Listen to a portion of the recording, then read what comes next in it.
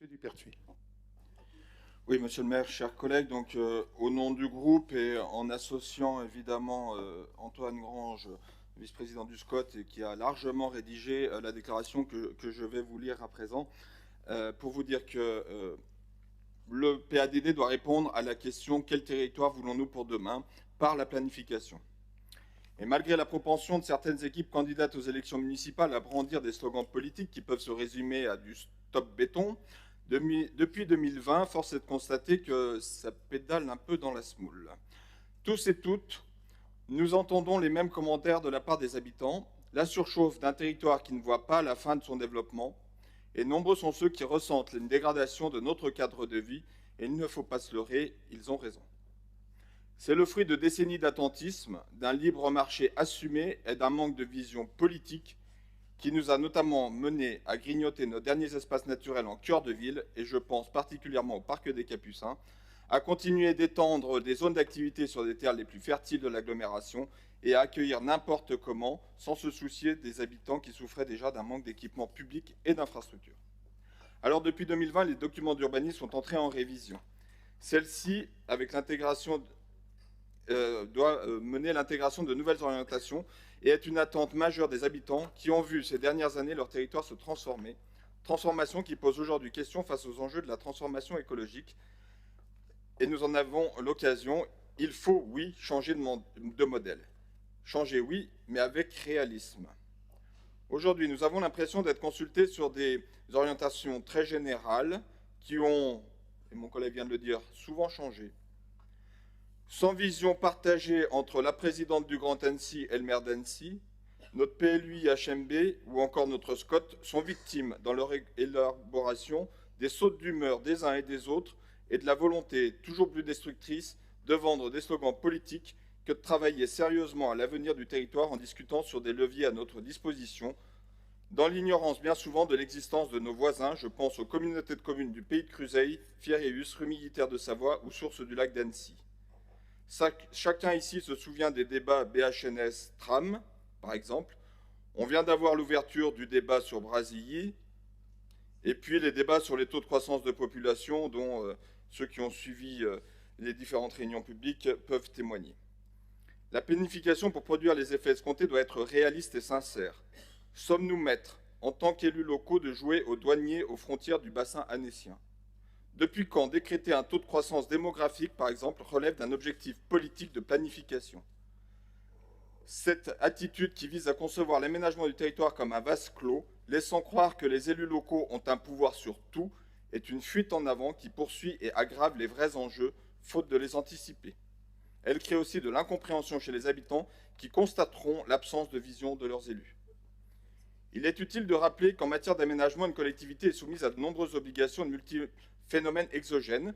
D'abord le cadre juridique national ainsi que les politiques des autres collectivités territoriales, le département, la région et nos voisins. Ces éléments sont à prendre en compte car ils ne peuvent contrevenir aux souhaits des élus locaux. Pour autant, les élus locaux peuvent et doivent agir, ils peuvent le faire en s'appuyant sur le cadre existant. Et c'est ce contexte qu'il faut avoir à l'esprit. L'objectif est donc le suivant: trouver des marges de manœuvre pour répondre aux exigences de sobriété et répondre aux besoins prioritaires du territoire.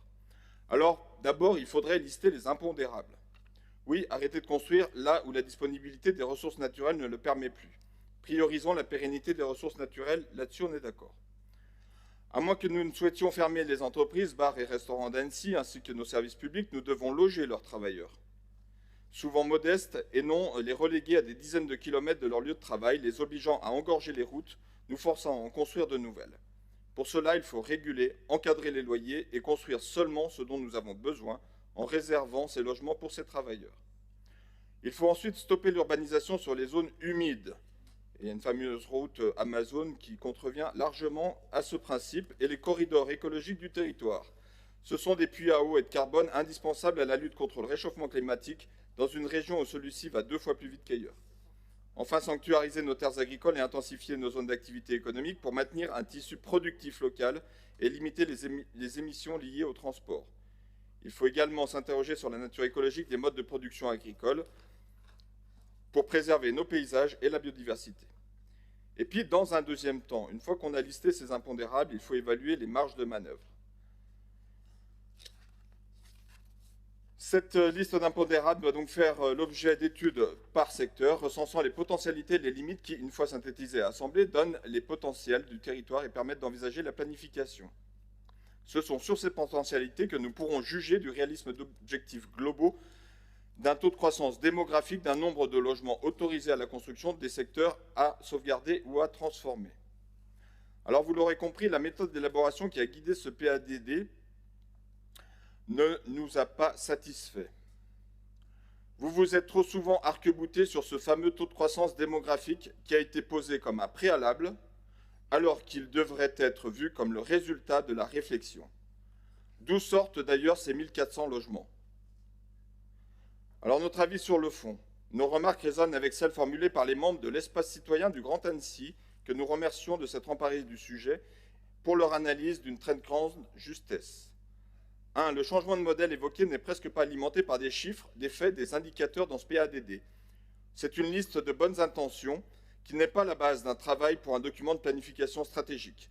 C'est d'abord une réalité, des faits, dont on présente objectivement les marges de manœuvre à partir desquelles il faut formuler ensuite des choix politiques, et non l'inverse. Le changement de modèle évoqué ne parle pas de solidarité territoriale entre tous les acteurs, et nous redoutons que l'élaboration de ce PLU et HMB ait été trop souvent guidée par des slogans de campagne municipale Stop Béton, oubliant ainsi toute la diversité de notre population qui, si elle manifeste un franc mécontentement sur l'urbanisation de ces dernières années, est aussi consciente du besoin de loger nos travailleurs les moins riches. Tous ceux sans qui rien ne tournerait, ces travailleurs essentiels, applaudis lors du Covid, mais ici un peu oubliés. 10 000 foyers sont aujourd'hui en attente de logement social sur notre agglomération. Vous voyez, le territoire apaisé ne se décrète pas grâce à un taux de croissance démographique.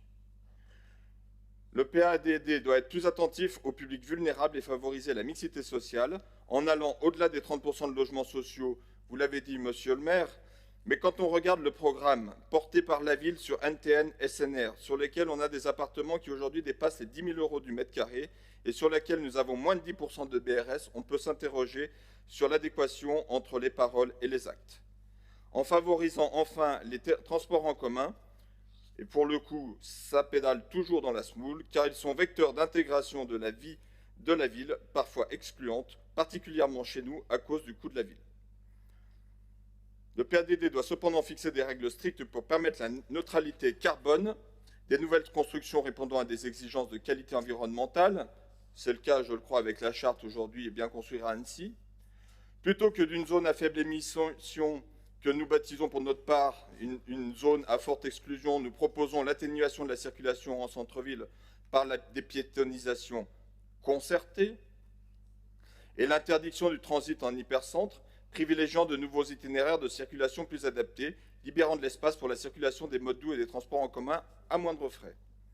Limiter et rationaliser le nombre d'événements qui drainent des visiteurs d'un jour, des séjours touristiques de courte durée type Airbnb et bien sûr de la pollution et de la surfréquentation sur le papier par exemple. Plutôt que la recherche de la compétitivité économique et de la métropolisation, cherchons à valoriser nos filières locales, répondons aux besoins de nos entreprises avant de les faire partir car nous ne leur apportons pas de réponse, pour finalement en accueillir de nouvelles créant un turnover bien plus néfaste à notre environnement et à notre société. Alors oui, construisons sur l'existant, intensifions intelligemment l'usage de l'espace. Tous les urbanistes le prescrivent. Oui. Stoppons la consommation d'espaces agricoles pour maintenir notre capacité de production. Pour conclure et reprendre la formule de l'espace citoyen, il faut passer de ce catalogue de bonnes intentions auquel nous adhérons à un projet partagé par tous. Aujourd'hui, nous appelons de nos vœux à ce que soit traduit concrètement dans la mise en œuvre de ce projet d'aménagement et de développement durable les points d'attention que nous avons portés à votre connaissance. Nous continuerons de les défendre dans les instances dans lesquelles nous siégeons dans l'intérêt des Annéciens et des Annéciennes ainsi que de l'ensemble des habitants de notre agglomération. Vous l'aurez compris, si nous sommes globalement en accord sur les axes proposés, nous restons sur notre faim concernant le diagnostic du territoire, confisqué par un débat trop souvent dogmatique sur le nombre de logements et le nombre d'habitants à venir.